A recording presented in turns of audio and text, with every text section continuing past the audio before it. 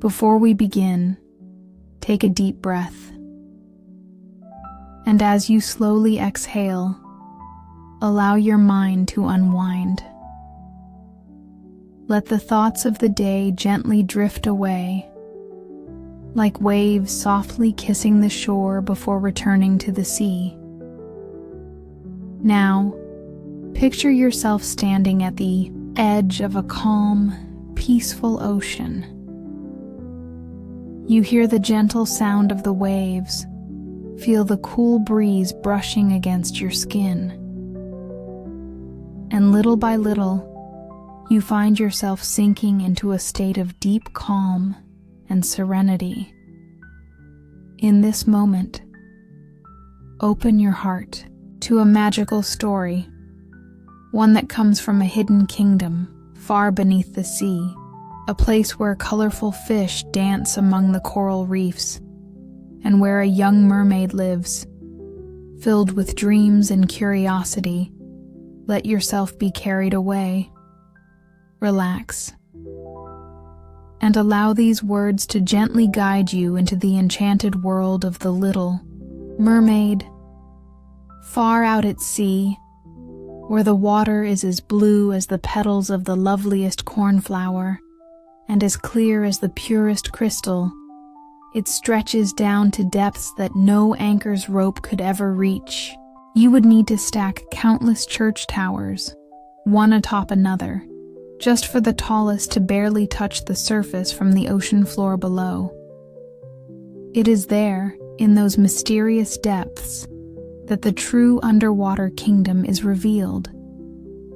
But do not imagine the seabed to be an empty desert of pale sand. Oh no, the most extraordinary trees and flowers flourish there, their stems and leaves so delicate and flexible that even the slightest movement in the water makes them sway gracefully, as if they were alive. Fish of every size and color, both large and small, dart playfully through the underwater branches, just as birds flit among the trees here in our world above. At the very deepest point of the ocean, the Sea King's magnificent palace rises up. Its walls are built from shimmering coral, and its tall arched windows are made of the clearest, golden-hued amber. The roof is a masterpiece, crafted from mussel shells that open and close gently with the tides. It is a breathtaking sight, for within each shell lies a radiant pearl, any one of them beautiful enough to grace a queen's crown. The Sea King had been a widower for many years, and his household was lovingly cared for by his mother, a wise and noble woman. She was intelligent and proud of her royal heritage, wearing 12 oysters on her tail as a mark of distinction, while the other noble ladies of the court were allowed only 6. Despite this little touch of vanity, she was admirable in every way, and she loved her granddaughters, the young mermaid princesses, dearly. There were 6 of them, all charming, but the youngest was the most beautiful of all. Her skin was as soft and delicate as a rose petal, and her eyes shone with the deep blue of the ocean's most mysterious depths. Like her sisters, and all the inhabitants of that underwater realm, she had no feet. Her graceful body ended in a shimmering fishtail. All day long, the young princesses played freely in the vast halls of the palace, where living, vibrant flowers grew right out of the coral walls. Whenever the tall amber windows were opened, schools of fish would swim inside, curious and unafraid, just like swallows flying into our homes when we open the windows to let in the morning sun. These fearless sea creatures would approach the little princesses, eat from their hands, and allow themselves to be gently stroked. Outside the palace stretched a magnificent garden, filled with trees in brilliant shades of fiery red and deep blue. Their fruit sparkled like pure gold, and their blossoms flared like living flames on stems that swayed constantly with the ocean's currents. The ground was covered with the finest sand, tinged with an unusual blue, much like burning sulfur. And above it all hung a strange bluish light, giving the impression that one was floating in midair, surrounded by blue skies above and below, rather than resting at the bottom of the sea. On days of perfect calm, one could even see the sun, far above, appearing like a glowing crimson flower, pouring its light from the depths of its chalice. Each little princess had her own special plot of the garden, a small patch where she could dig and plant whatever she wished. One sculpted her flower bed in the shape of a whale. Another thought it better to fashion hers into the likeness of a little mermaid. But the youngest designed her garden as a perfect circle, just like the sun. And she planted there only the most vivid, fiery red flowers, each as brilliant and intense as the setting sun. She was an unusual child, quiet and thoughtful. While her sisters filled their gardens with all sorts of strange objects recovered from shipwrecks, anchors, cannons, old coins, the youngest allowed only her red flowers and a beautiful marble statue to grace her garden. It was the figure of a handsome young man carved from pure white marble that had sunk to the ocean floor long ago, a relic from some distant shipwreck. Beside the statue, she planted a delicate pink weeping willow, which grew splendidly. Its graceful branches arched over the statue, trailing down to the blue sand below, where their shadows turned a soft violet and swayed gently with the water's movements, creating the illusion that the branches and their reflections were tenderly touching in an endless, playful dance. Nothing delighted the youngest princess more than hearing stories about the human world above. Her wise old grandmother would tell her everything she knew about grand ships, bustling cities, people, and all the animals that roamed the land. What fascinated her most of all was that, on land, flowers had fragrance, for the blooms beneath, the sea carried no scent at all. And how wonderful she thought it was that forests on land were green, and that the fish seen among their branches, birds, could sing so sweetly and loudly. It was pure delight to imagine them, even though her grandmother had to call those little birds flying fish to help the young mermaid understand, since she had never seen a real bird. "When you turn 15, her grandmother said with a knowing smile, "you will be allowed to rise up to the surface of the ocean. You will be able to sit upon the rocks in the moonlight, watch the great ships sailing by, and gaze upon the forests and cities of humankind." The following year, one of her sisters would turn 15.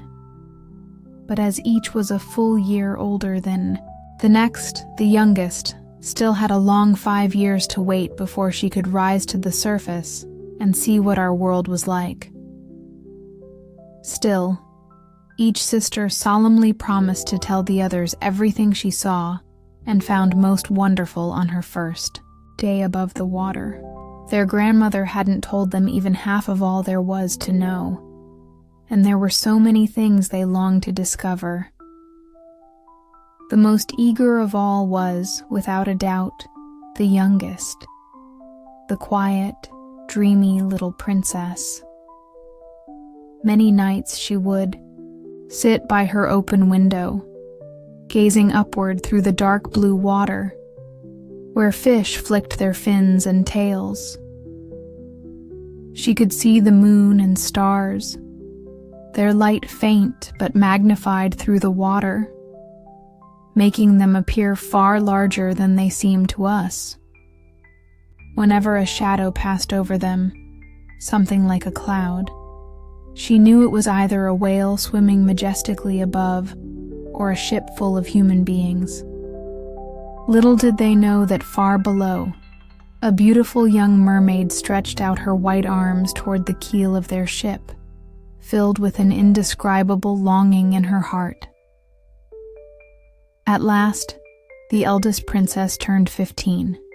She was granted the long-awaited permission to rise to the surface of the sea.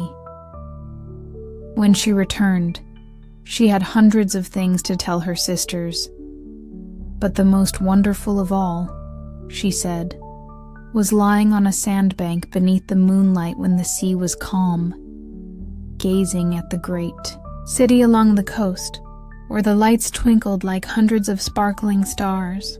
It was fascinating to hear the distant sounds of music, the murmur and bustle of carriages and people, to see the many church towers and spires, and to listen to the pealing of the bells. And precisely because she could not enter the city, that was what she most ardently wished to do. Oh, how attentively the youngest sister listened to every detail. After that, whenever she sat by her open window at night, gazing up through the deep blue waters, she thought of that great city with all its commotion and clamor, and sometimes even imagined that, in those depths, she could faintly hear the distant echo of church bells. The following year, the second sister was allowed to rise to the surface and swim wherever she wished.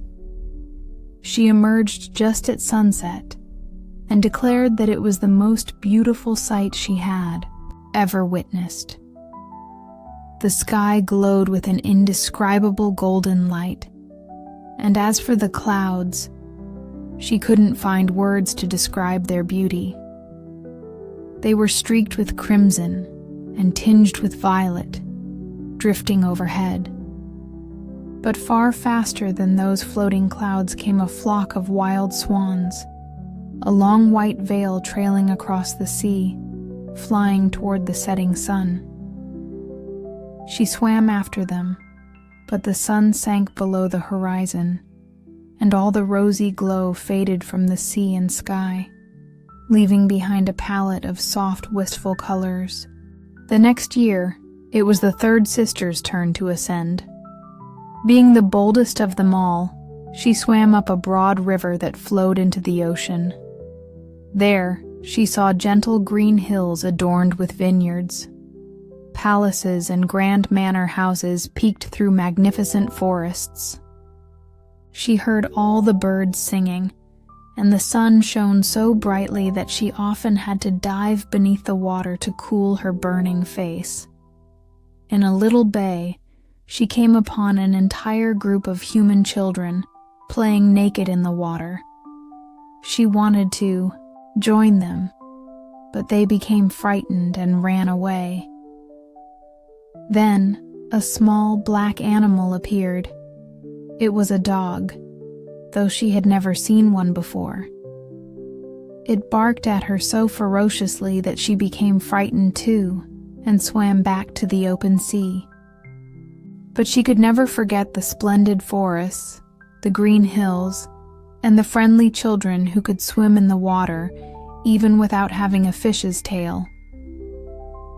The fourth sister wasn't quite so adventurous. She stayed far out at sea, among the Yathium great rolling waves, which, according to her, was a wonderful place to be.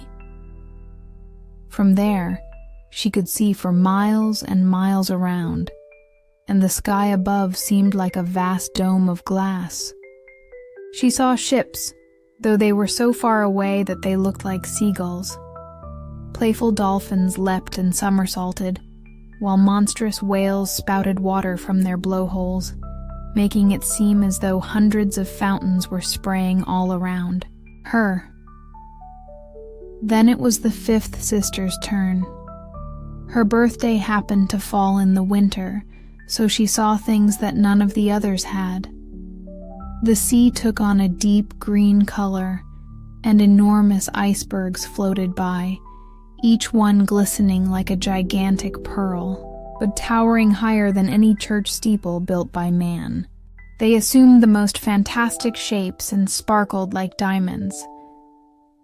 She sat on the largest of them, and every ship that passed by sped away in fear when the sailors spotted her there, her long hair streaming in the wind. By evening, thick clouds covered the sky. Thunder rumbled, and lightning tore through the heavens. Dark waves lifted the massive blocks of ice, making them shine brilliantly whenever the lightning struck. On all the ships, the sails were furled. There was fear and trembling everywhere. But she sat calmly upon her floating iceberg, watching the blue, forked lightning strike the sea. Each of the sisters delighted in the new and enchanting sights when they first rose to the surface. But as they grew older, with the freedom to go wherever they wished, they became indifferent to it all.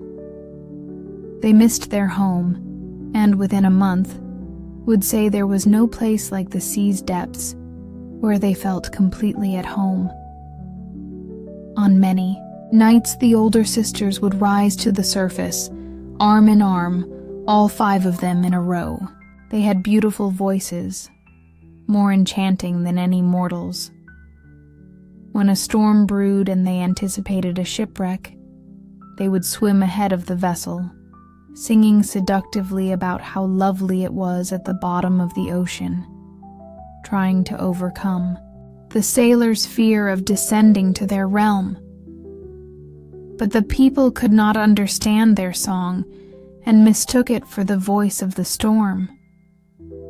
Nor were they ever allowed to behold the glories of the deep. When their ships sank, they drowned, and it was only as lifeless men that they reached the palace of the Sea King. On those nights when the mermaids rose through the water, arm in arm, their youngest sister would stay behind, all alone, watching them depart, her heart aching with the urge to weep. But a mermaid has no tears, and so she suffers all the more. Oh, how I wish I were 15, she sighed. I know. I shall love that world above and all the people who live there. And at last, she too turned 15. Now I'm getting you off my hands, said her grandmother. Come, let me adorn you like your sisters. In the little mermaid's hair, she placed a wreath of white lilies, each petal formed from half a pearl, and the old queen allowed 8 large oysters to fasten themselves to the princess's tail, as a mark of her high rank. But that hurts, exclaimed the little mermaid. You must endure a great deal to keep up appearances, her grandmother replied. Oh, how gladly she would have cast off all those decorations and set aside the heavy garland. The red flowers from her garden suited her far better, but she did not dare make any changes.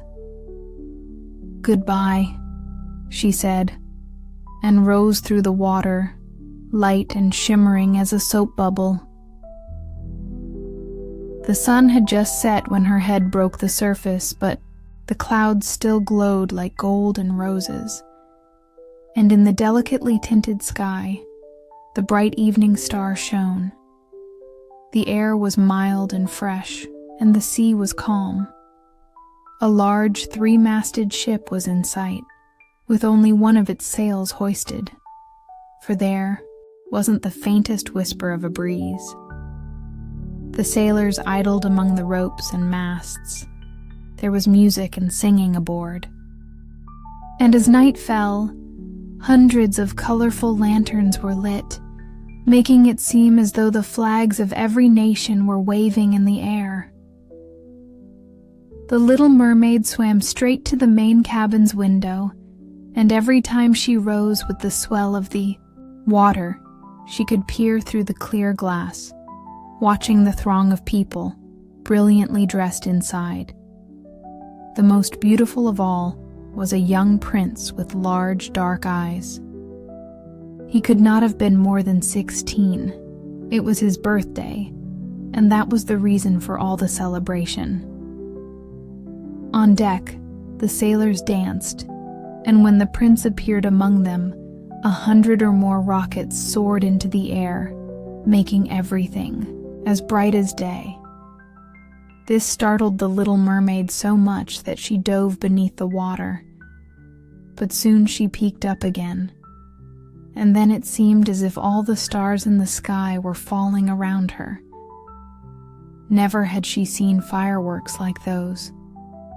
Great suns whirled, splendid firefish floated through the blue air, and all these marvels were reflected in the crystal sea.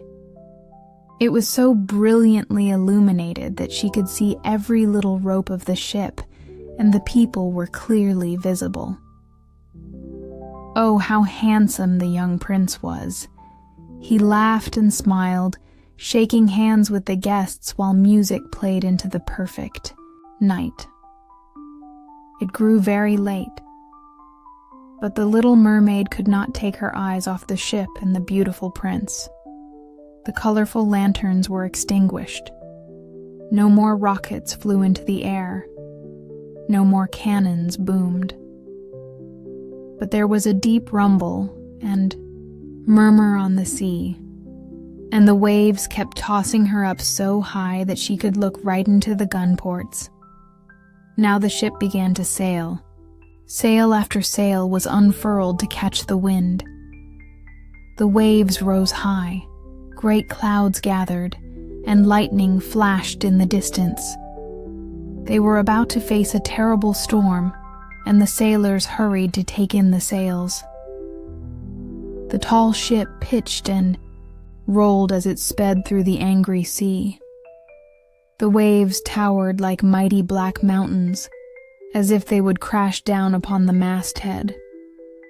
But the ship, like a swan, dived into the valleys between those waves and rose to ride their lofty crests. To the little mermaid, this seemed like fine sport, but to the sailors, it was nothing of the sort. The ship creaked and groaned. Heavy, beams buckled under the pounding. Waves broke over the deck. The main mast snapped in two like a reed. The ship listed to one side, and water surged into the hold. Now the little mermaid saw that the people were in danger, and that she too must take care to avoid the beams and wreckage tossed about by the sea. One moment it was pitch dark, and she could see nothing. The next, the lightning flashed so brightly that she could make out every soul on board. All were struggling to save themselves as best they could. She watched the young prince intently, and when the ship broke apart, she saw him sink into the sea. At first, she was overjoyed that he was now with her. But then she remembered that humans cannot live underwater, and he could only visit her father's palace as a dead man. No, he must not die. Then she swam through all the floating planks and beams, forgetting completely that they could crush her. She dove beneath the waves and rode their crests until, at last, she reached the young prince. He could no longer swim in that raging sea. His arms and legs were exhausted, his beautiful eyes were closing, and he would surely have drowned had the little mermaid not come to his rescue. She held his head above the water and let the waves carry them wherever they would. At dawn, when the storm had passed, there was no trace of the ship in sight. The sun rose from the water, red and brilliant, and its rays seemed to bring life and color back to the prince's cheeks. His eyes remained closed. The mermaid kissed his high, well-shaped forehead and gently stroked his wet hair, smoothing it back. To her, he looked exactly like the marble statue in her little garden. She kissed him again and hoped with all her heart that he would live. Then she saw land appear before her, tall blue mountains crowned with snow, gleaming white as if a flock of swans had come to rest there. Closer to the shore, there were lush, green forests, and in the foreground stood a church or perhaps a convent. She wasn't sure which, but it was some sort of building. Orange and lemon trees flourished in its garden, and tall palm trees grew by the gate. The sea formed a quiet little harbor there, calm and very deep. Fine, white sand had been deposited beneath the cliffs. She swam there with the handsome prince and carefully laid him on the sand, taking special care to raise his head so it rested in the warm sunlight. The bells began to ring in the great white building, and several young women came out into the garden. The little mermaid quickly slipped behind some tall rocks that jutted out of the water. She covered her hair and shoulders with foam so that no one would see her small face, and then she watched to see who would find the prince. Before long, one of the girls found him. She looked frightened at first, but only for a moment. Then she called for others. The mermaid watched as the prince slowly regained consciousness and smiled at everyone around him. But he didn't smile at her, for he didn't even know that she had saved him. She felt deeply sad, and when they carried him into the great building, she slipped quietly beneath the waves and swam sorrowfully back to her father's palace. She had always been quiet and thoughtful, but now she became even more so. Her sisters asked what she had seen on her first visit to the surface, but she told them nothing. Many evenings and mornings, she returned to the place where she had left the prince. She watched the fruit in the garden ripen and be harvested. She saw the snow melt from the mountain peaks, but she never saw the prince. And each time she returned home, she felt sadder than before. Her only comfort was to sit in her little garden and wrap her arms around the beautiful marble statue that reminded her so much of the prince. But now she no longer tended her flowers. They grew wild along the paths until the garden became overgrown, with long stems and leaves tangled thickly around the tree branches, casting deep shadows. At last, she could bear it no longer. She confided her secret to one of her sisters. Very soon, all the other sisters knew as well. No one else was told, except for a few other mermaids who, in turn, told only their closest friends. One of these friends knew who the prince was. She, too, had seen the birthday celebration aboard the ship.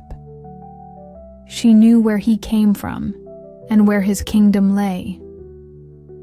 "Come, little sister," said the other princesses. Linking arms, they rose from the water in a long line, right in front of the place where they knew the prince's palace stood. It was built of pale, glistening golden stone, with grand marble staircases, one of which descended all the way to the sea.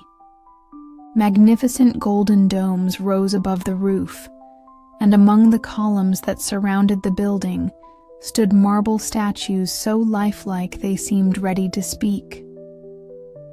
Through the clear glass of the tall windows, one could see splendid halls adorned with rich silk curtains and tapestries, and walls covered in paintings that were a delight to behold. In the center of the main hall, a grand fountain sent its jets of water up to the glass ceiling, through which the sunlight streamed, shining down on the water and the lovely plants growing in the wide basin below. Now that she knew where he lived, she spent many afternoons and nights swimming there in the sea. She ventured much closer to the shore than any of her sisters dared. She even swam up a narrow stream beneath the splendid marble balcony that cast its long shadow over the water. There she would sit and watch the young prince when he believed himself to be completely alone under the bright moonlight. Many nights, she saw him sail out in his beautiful boat, with music playing and flags fluttering. She would peer out from among the green reeds, and if the wind caught her long silver veil, anyone who saw it would think it was a swan spreading its wings. On many nights, she saw the fishermen set out to sea with their torches and listened to them speak of how kind and good the young prince was. That made her proud, to think that she had saved his life when he had been battered and nearly drowned among the waves. She thought of how his head had rested gently on her chest, of how she had kissed him tenderly, though he knew nothing of any of this and could not even dream of it. She grew more and more fond of human beings. Her longing to live among them only deepened. Their world seemed so much vaster than her own. They could glide across the sea in ships and climb to towering peaks high above the clouds. Their lands stretched out into forests and fields farther than her eyes could see. There was so much she wanted to know, but her sisters couldn't answer all her questions, so she turned to her old grandmother, who knew a great deal about the upper world, as she called the lands above the sea. "If humans don't drown," the little mermaid asked, "do they live forever? Don't they die like we do here in the sea?" "Yes," said the old lady. "They must die too, and their lives are even shorter than ours. We can live up to 300 years, but when we perish, we dissolve into mere sea foam and are gone forever. We don't even have graves among those we love. We have no immortal soul, no life after death. We're like the green seaweed. Once cut, it never grows back. But humans, they have a soul that lives on forever, long after their bodies have turned to dust. Their souls rise through the thin air to the shining stars. Just as we rise up through the water to see the lands above, they ascend to beautiful unknown places that we shall never see." "Why weren't we given an immortal soul?" asked the little mermaid sadly. "I would gladly give up my 300 years if I could be human for just one day and then share in that heavenly realm." "You mustn't think like that," said the old woman. "Be content.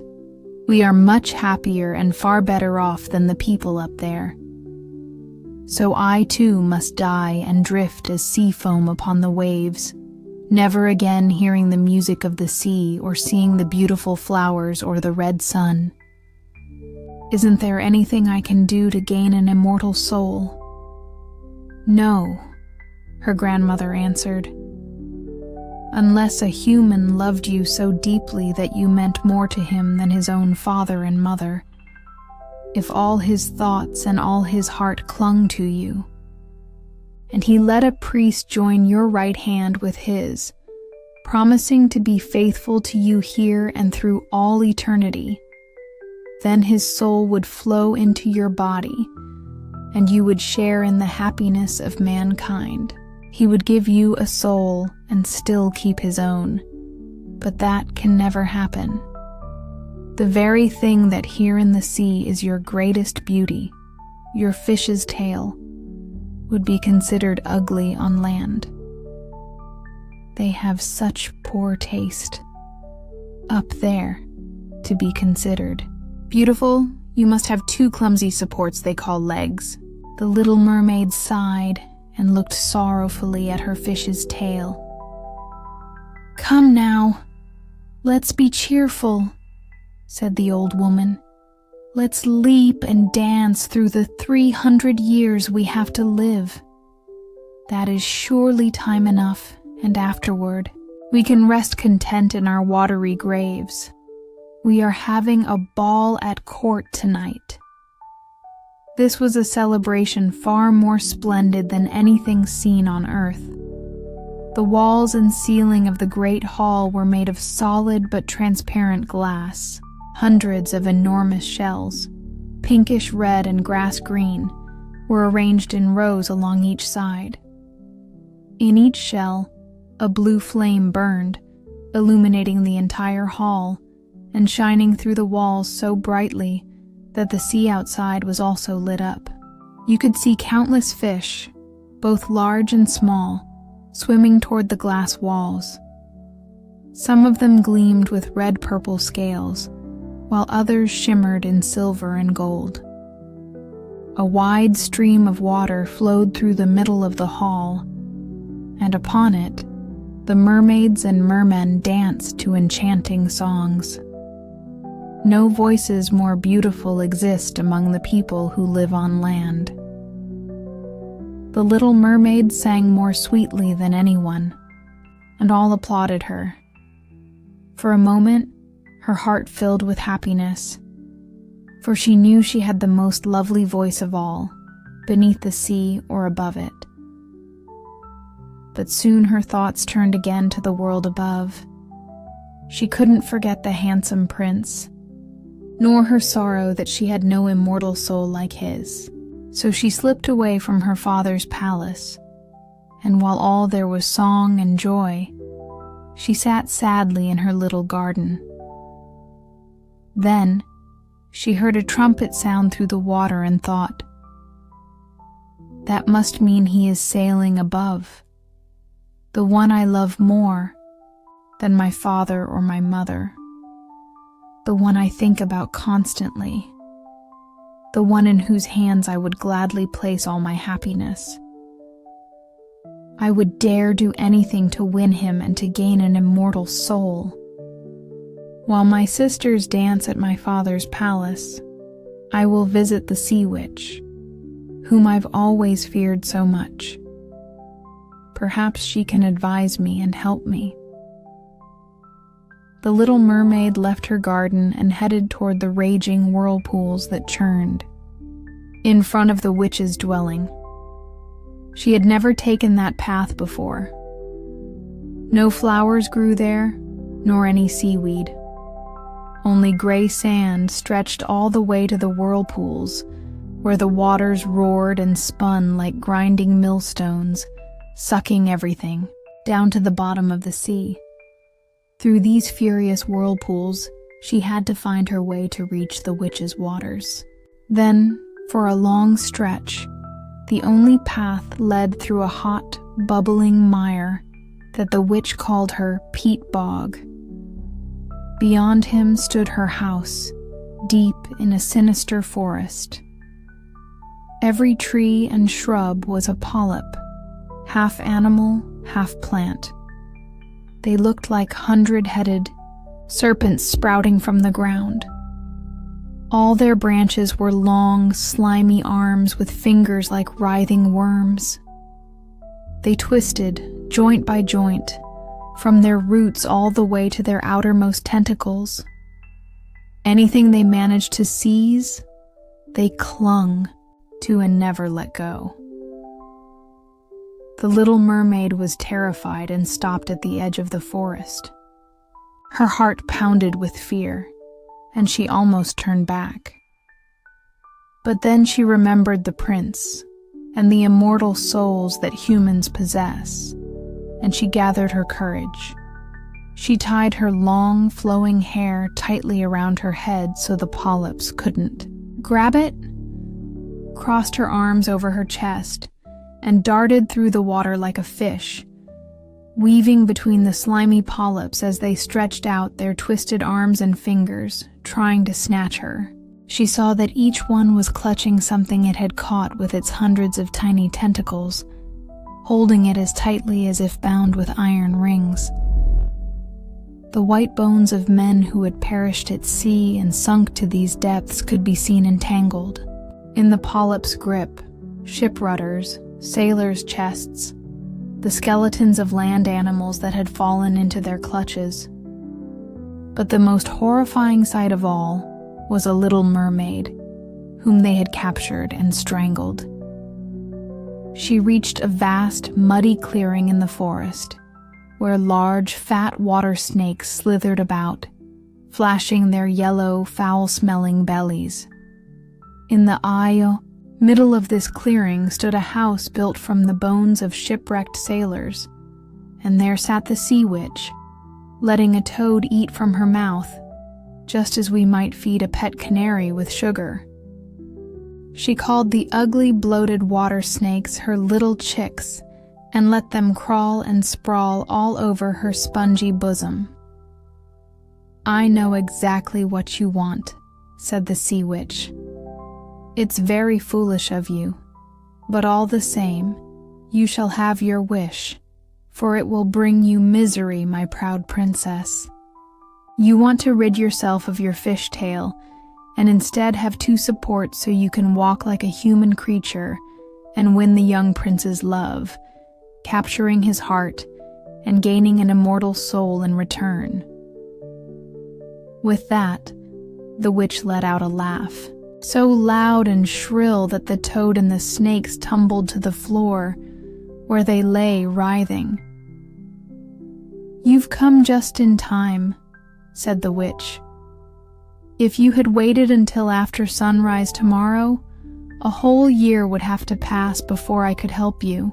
Again, I will prepare a potion for you, and before sunrise you must swim to shore with it. Sit down on the land and drink it. Then your tail will split and shrink into what humans on Earth call a pair of graceful legs. But it will hurt. It will feel as if a sharp sword were slicing through you. Everyone who sees you will say that you are the most graceful human being they have ever seen. You will keep your gliding motion, and no dancer will be able to step as lightly as you. But every step you take will feel as if you're treading on knives so sharp that your blood must surely flow. I'm willing to help you. But are you willing to suffer all of this?" "Yes," replied the little mermaid, her voice trembling as she thought of the prince and of gaining a human soul. "Remember," said the witch, "once you take on a human form, you can never be a mermaid again. You will never be able to return through the water to your sisters or to your father's palace. And unless you win the prince's love so completely that for your sake he forgets his father and mother, clings to you with all his thoughts and all his heart, and has the priest join your hands in marriage, you will not gain a soul. If he marries another, your heart will break the very next morning, and you will dissolve into sea foam." "I will take that risk," said the little mermaid, but she turned as pale as death. "Moreover, you must pay me," said the witch, "and it is no trifling price I am asking. You have the sweetest voice of anyone here at the bottom of the sea, and though I know you'd like to charm the prince with it, you must give that voice to me. I will take the very best thing you possess in exchange for my potent potion. I must pour my own blood into it to make the drink as sharp as a double-edged sword. But if you take my voice," said the little mermaid, "what will be left of me? "Your lovely form," said the witch, "your gliding movements, your expressive eyes. With these, you can easily enchant a human heart. Well, have you lost your courage? Stick out your little tongue and I will cut it off. I will have my price, and you will have your potent potion." "Go ahead," said the Little Mermaid. The witch hung her cauldron over the flames to brew the potion. "Cleanliness is a fine thing," she said, as she tied her snakes into a knot and scrubbed the pot with them. She pricked her own chest and let her black blood spurt into the cauldron. Vapor rose from it, forming shapes so monstrous that anyone would have been terrified. The witch kept tossing new ingredients into the pot, and it began to boil with a sound like a crocodile shedding tears. When the potion was finally ready, it was as clear as the purest water. "Here is your potion," said the witch, and then she cut off the Little Mermaid's tongue, rendering her mute, unable to sing or speak. "If the polyps attack you when you pass back through my forest," said the witch, "just spill a single drop of this potion on them, and their tentacles will shatter into 1,000 pieces." But there was no need for that. The polyps shrank away in terror as soon as they saw the shining potion. It gleamed in the Little Mermaid's hand as though it were a bright star. Thus, she quickly made her way through the forest, across the swamp, and past the place where the wild wolves howled. She could see her father's palace. All the lights had been extinguished in the grand hall. No doubt everyone inside was fast asleep. She dared not approach them now, for she was mute and leaving her home forever. Her heart felt as though it would break from sorrow. Quietly, she tiptoed into the garden, picked a flower from each of her sister's small beds, blew 1,000 kisses toward the palace, and then rose through the dark blue sea. The sun had not yet risen when she caught sight of the prince's palace. As she climbed the splendid marble staircase, the moon shone brightly. The Little Mermaid swallowed the bitter, burning potion. It felt as if a double-edged sword had pierced her fragile body. She fainted and lay there as if dead. When the sun rose over the sea, she awoke with a sharp pang of pain. But there, standing right before her, was the handsome young prince, gazing at her with his deep, dark eyes. Looking down, she saw that her fish's tail had vanished, and in its place was the most beautiful pair of white legs any young maiden could ever wish for. But she was naked, so she wrapped herself in her long, flowing hair. The prince asked who she was, and how she had come to be there. Her deep blue eyes looked at him tenderly, yet with great sadness, for she could not speak. He took her hand and led her into his palace. Every step she took felt as if she were walking on sharp blades and pointed knives, but she endured the pain joyfully. She moved as lightly as a bubble of air while walking beside the prince. He, and everyone who saw her, marveled at the grace of her movements. Once dressed in the fine garments of silk and muslin provided for her, she became the loveliest figure in the entire palace, though she remained mute and unable to sing or speak. Beautiful. Maidens dressed in silk and gold came to sing before the prince and his royal parents. One sang more sweetly than all the others, and when the prince smiled and applauded her, the Little Mermaid felt deeply sorrowful, for she knew she could have sung far more sweetly. She thought, "If only he knew that I gave up my voice forever, just to be near him. Then graceful maidens began to dance to the most enchanting music. The little mermaid raised her lovely white arms, lifted herself onto her toes, and glided across the floor. No one had ever danced as exquisitely as she did. With each movement, her beauty shone even more. Her eyes spoke straight to the heart, in a way no singer ever could. She enchanted everyone, and especially the prince, who called her his dear little foundling. She danced again and again, though every time her delicate feet touched the floor, it felt as if she were stepping on sharp steel. Yet the prince told her she must always stay by his side, and that she would sleep on a velvet cushion placed outside his door. He even had a page's outfit made for her, so that she could accompany him on horseback. Together they rode through sweet-scented forests, where the green branches brushed her shoulders, and birds sang among the rustling leaves. She climbed high mountains with the prince, and though her tender feet bled so much that all could see, she only smiled and followed him, until they could look down and see the clouds moving far below, like flocks of birds flying toward a distant land. At home in the prince's palace, while the others slept at night, she would slip down the wide marble steps to cool her burning feet in the cold sea water. And there, she would think of those who lived beneath the waves.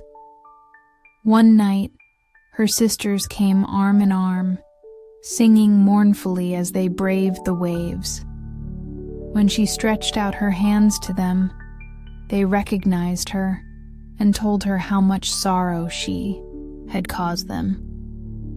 After that, they came to see her every night. And once, far, far out at sea, she glimpsed her old grandmother, who had not come to the surface in many years, alongside the Sea King himself, wearing his crown.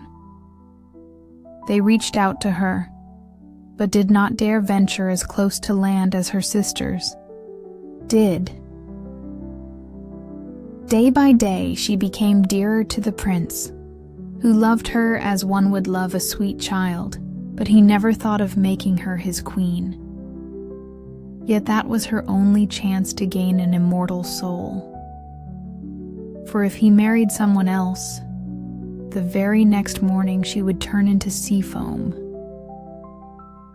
Don't you love me more than anyone else? The little mermaid's eyes seemed to ask him whenever he held her in his arms and kissed her beautiful forehead. Yes, you are dearest to me, the prince said, for you have the kindest heart. You love me more than anyone else does.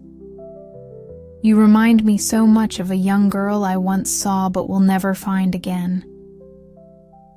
I was on a ship that wrecked, and the waves cast me ashore near a sacred temple where many young girls performed their rites. The youngest of them found me by the sea and saved my life. Although I only saw her twice, she is the only person in the whole world I could ever truly love. But you look so much like her that you've almost replaced her memory in my heart.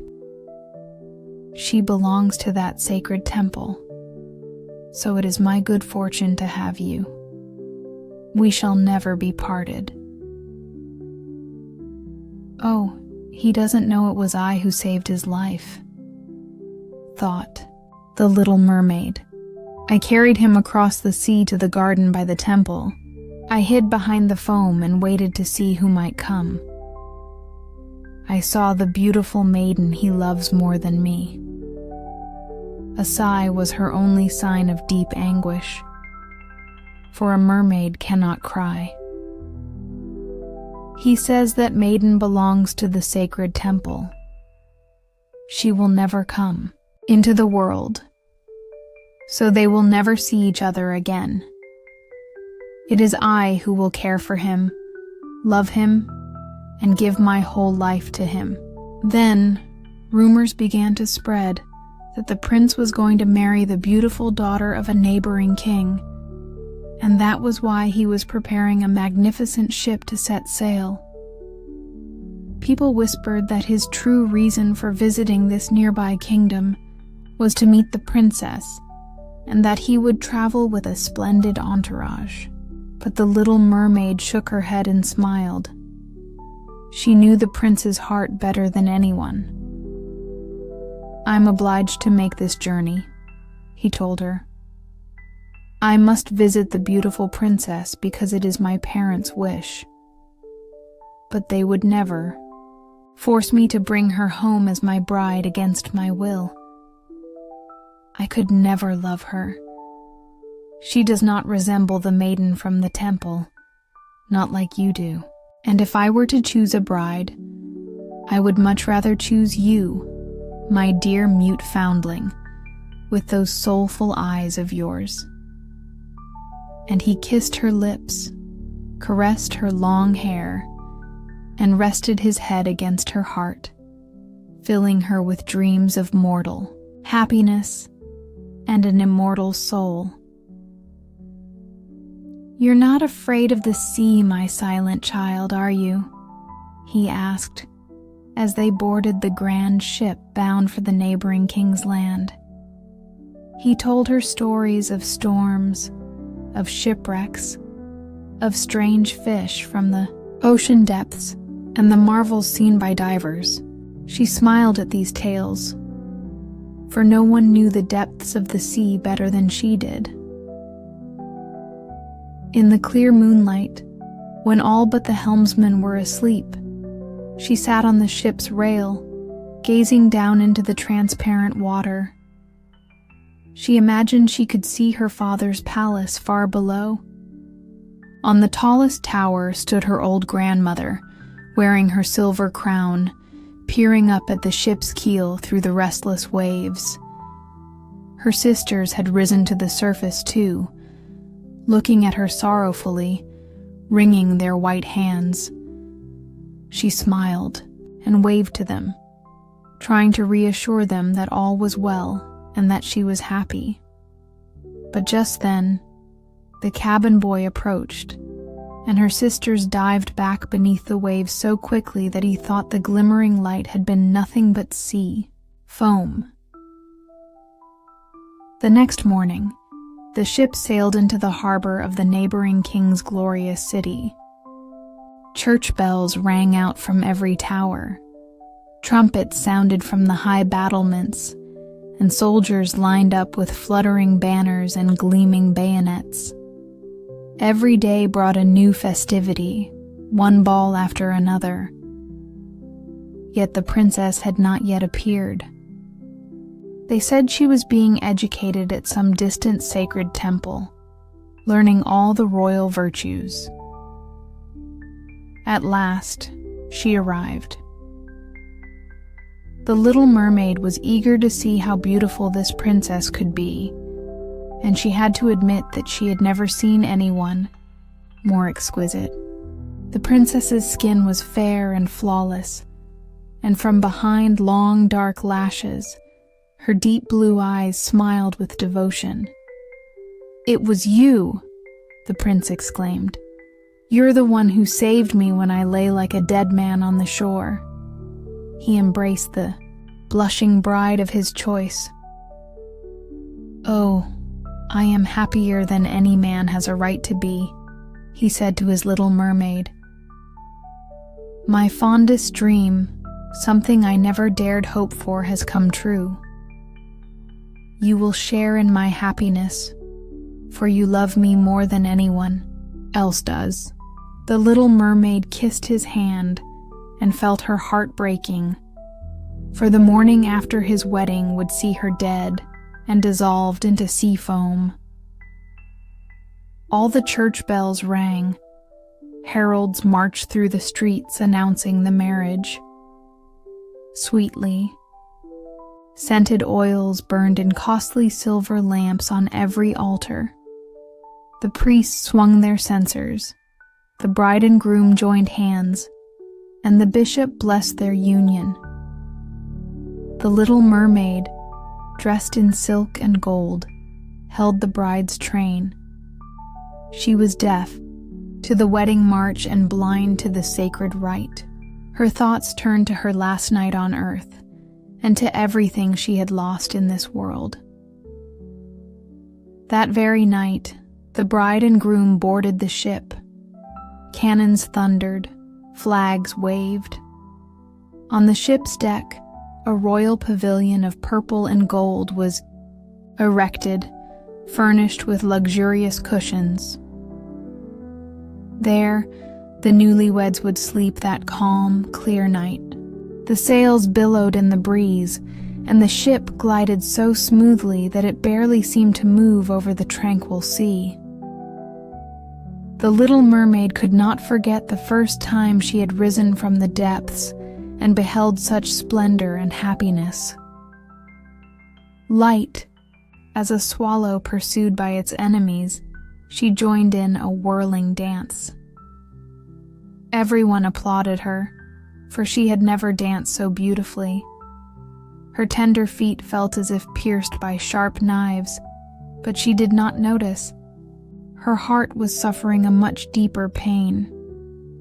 She knew this was the last night she would ever see the one for whom she had abandoned her home and family, for whom she had sacrificed her lovely voice and endured constant torment, while he remained completely unaware of all she had done. This was the final night she would breathe the same air as he did, or gaze upon the deep waters or the starry fields of the blue sky. An eternal night, without thoughts, without dreams, awaited her. She who had no soul and could never obtain one. The celebration lasted long past midnight. She laughed and danced, even with the thought of death weighing heavily on her heart. The prince kissed his beautiful bride, and she playfully ran her fingers through his dark hair. Hand in hand, they retired to the magnificent pavilion. A hush fell over the ship. Only the helmsman remained on deck. The little mermaid leaned her pale arms against the ship's railing and gazed eastward, waiting for the first crimson glimmer of dawn, for she knew that the sun's first light would bring her death. Then, she saw her sisters rising from the waves. They were as pale as she, and their once lovely long hair, once lifted by the sea breeze, was gone. Every strand had been cut off. "We gave our hair to the sea witch," they said, "so that she would send you help and save you from death. Tonight, she gave us this knife. Look at its sharp blade. Before the sun rises, you must plunge it into the prince's heart. When his warm blood bathes your feet, they will join together and form a fish's tail.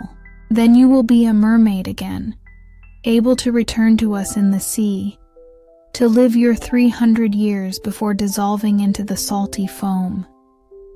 Hurry, he or you must die before sunrise. Our old grandmother is broken-hearted. Her white hair is falling, just as ours fell beneath the witch's shears. Kill the prince and come back to us. Quick, look at the red glow in the sky. In just a few minutes, the sun will rise, and then you must die." They let out a strange, deep sigh and sank beneath the waves. The little mermaid parted the purple curtains of the tent and saw the beautiful bride sleeping with her head resting on the prince's chest. The mermaid leaned down and kissed his handsome forehead. Then she looked toward the sky, already flushed with the colors of dawn. She looked at the sharp knife and back at the prince, who, in his sleep, whispered his bride's name. All his thoughts belonged to her. The blade trembled in the mermaid's hand, and then she flung it far out into the sea. Where it fell, the waves turned red, as though drops of blood were bubbling up in the water. With one final glassy look at the prince, she leapt over the ship's railing into the sea and felt her body dissolve into foam. The sun rose from the water, its rays falling warm and gentle upon the cold sea foam. But the little mermaid did not feel the hand of death. In the bright sunlight above her, she saw hundreds of ethereal, beautiful beings. They were so transparent that through them she could see the ship's white sails and the crimson clouds in the sky. Their voices were pure music, so delicate that no human ear could detect the sound, just as no human eye could see their forms. Without wings, they floated as lightly as air itself. The little mermaid realized that she now had their form. She was gradually rising out of the foam. "Who are you, to whom I ascend?" she asked, and her voice sounded like theirs, so airy, so pure, that no earthly music could match it. "We are the daughters of the air," they answered. "A mermaid has no immortal soul, and can never gain one unless she earns the love of a human being. Her eternal life depends on a power outside herself. We, too, do not have immortal souls, but we can earn them through good deeds. We fly to the south, where the hot, poisonous air kills humans, unless we bring cool breezes. We carry the scent of flowers through the air, bringing freshness and healing wherever we go. For 300 years, we strive to do all the good we can, and then we are granted an immortal soul and share in the eternal happiness of humankind. You, poor little mermaid, have tried with all your heart to do the same. Your suffering and your devotion have raised you to the realm of the spirits, and now, over the course of 300 years, you may earn through your good deeds a soul that will never die." The little mermaid lifted her bright, clear eyes toward God's sun, and for the first time they filled with tears. On board the ship, everything was alive and bustling once more. She saw the prince and his beautiful bride searching for her. They looked sadly at the churning foam, as if they knew she had thrown herself into the sea. Invisible to them, she kissed the bride's forehead, smiled at the prince, and rose up with the other daughters of the air toward the pink clouds sailing high above. "This is how we rise to the kingdom of God after 300 years have passed," said one of them. "But we may get there even sooner," whispered another spirit, unseen. "We fly into the homes of mankind, where their children dwell, and for every day we find a good child who pleases their parents and earns their love, God shortens our time of trial. The child never knows we are there, floating through the room, but when we smile at them in approval, a year is taken from our 300 years. But if we see a naughty or wicked child, we must shed tears of sorrow, and for every tear, a day is added to our time of trial." And so, the Little Mermaid story comes to a close, not with the triumph of romantic love, but with the quiet strength of selflessness and transformation. Her sacrifice, her longing, and ultimately her transcendence remind us that not all endings are what we expect. But sometimes they are exactly what we need to grow, to reflect, and to rise above. If this story touched you, I invite you to share your thoughts. How did it make you feel? What lessons did you take from it? Leave a comment, start a conversation, or share this with someone who would appreciate its quiet beauty. Thank you for listening. And until next time, may you always find light, even in the most unexpected places.